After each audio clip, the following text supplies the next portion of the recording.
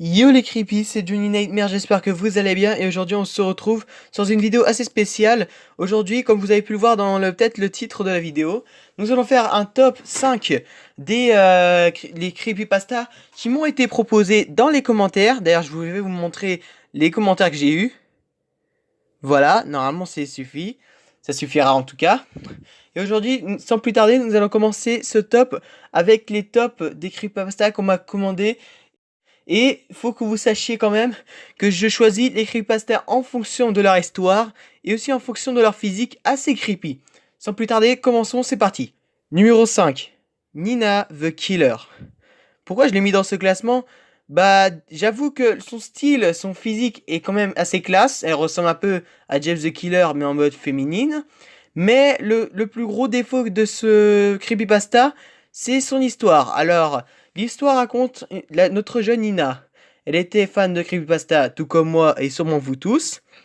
Et un jour, elle déménagea dans une nouvelle école. Sauf qu'elle tomba perdument amoureuse d'un mec, mais elle a eu une fille qui était l'ennemie de Nina. Et un soir, elle a invité tout le monde à l'école. Enfin, tout l'école, enfin voilà, vous comprenez. Et un jour, Nina aussi fut invitée. Un peu bizarre vu que c'est son ennemi. Mais le problème, c'est pas ça. Le problème, c'est qu'à un moment, dès qu'elle sortit d'une salle ou je ne sais quoi, eh ben, elle aurait comme vu son amour en train de faire, enfin, vous savez quoi, bouche à bouche à son pire ennemi. Alors Nina, vraiment le cœur brisé, sortie de la fête et a décidé de devenir la pire criminelle et dangereuse creepypasta du monde. Et elle s'est suicidée. Waouh! Alors j'avoue que tout ça pour un mec qu'elle aimait beaucoup, j'avoue que c'est nul. Je dis ça parce que non seulement il y a des mecs partout, c'est pas la peine de se suicider rien que pour un seul mec, t'en as plusieurs dans la terre. Bon, passons à autre chose. Numéro 4. Gagé, Gagé KO. Gagé KO. Je sais pas comment le prononcer, mais dites-le moi dans les commentaires. Gagé KO, rien beaucoup de choses à dire. Moi, je connais ce petit creepypasta, mais déjà, pourquoi il est dans ce classement? Bon, son style est pas mal. Il me fait référence à Pile ou Face dans Batman. Mais en plus, c'est aussi son histoire. Apparemment, d'un meurtre qui s'est passé au nord d'une forêt, quelque part aux États-Unis ou je ne sais où. Alors, tout ça, c'est tout. Moi, je me suis dit, c'est tout. Bon, voilà. Après, normal qu'il soit dans ce classement. Numéro 3. Sonic.exe. Alors, je sais que la personne qui a proposé ce creepypasta, alors il va sûrement se dire pourquoi il est dans ce classement. Bah, vais t'expliquer pourquoi, mon jeune padawan. Je peux te dire, j'avoue que cette creepypasta est style. C'est un Sonic en mode diabolique.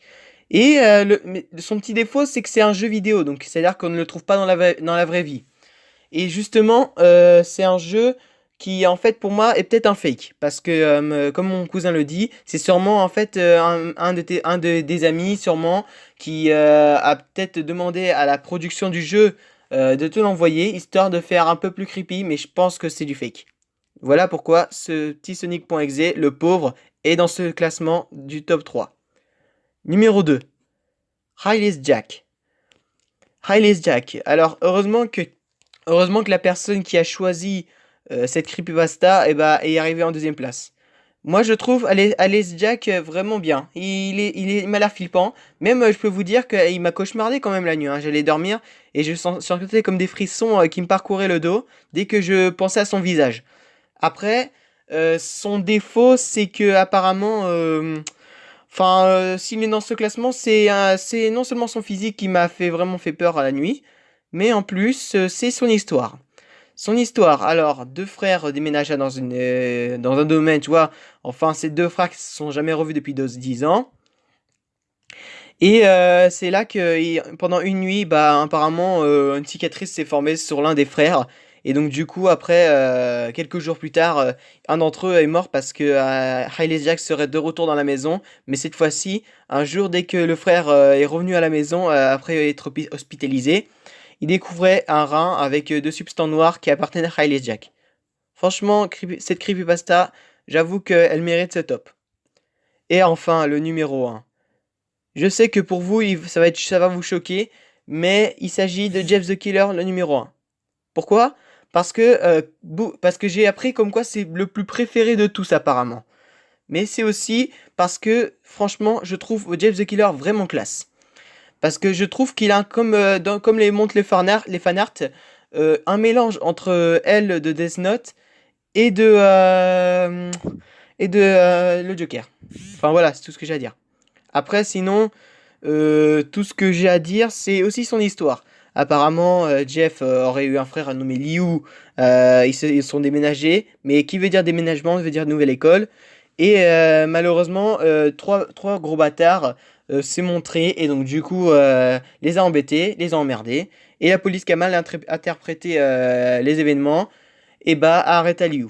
Seulement après quelques jours, bah c'est là que Jeff, et bah retrouva encore les trois bâtards, mais cette fois-ci, il lui brûla le visage. Et Jeff, enfin à l'hôpital, s'est fait hospitaliser le visage. Et donc du coup, en se regardant dans le miroir, voir son nouveau visage, il ressent comme une drôle d'admiration.